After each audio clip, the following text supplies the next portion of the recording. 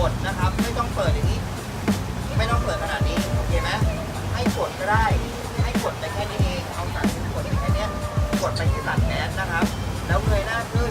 หลังจากนั้นทำอะไรครับหายใจออกจมูกช้าๆถ้ารอบเดียวไม่หมดนะครับไม่เป็นไรหายใจเข้าปากไปก่อนทีนึงแล้วก็เคลียร์ใหม่ทีนึงในกรณีอย่างเงี้ยมันเกิดขึ้นได้ครับเคลียร์ออกไม่หมดแต่ถ้าเกิดน้ำมันคาอยู่ที่ปลายจมูกเราก็ไม่ต้องตกใจก็หายใจแล้วก็เคลียร์ออกไปได้เหมือนกันอันนั้นเป็นวิธีการเคลียร์แบบครึ่งๆทำสัญญาณมือแบบนี้ครึ่งหนึ่ง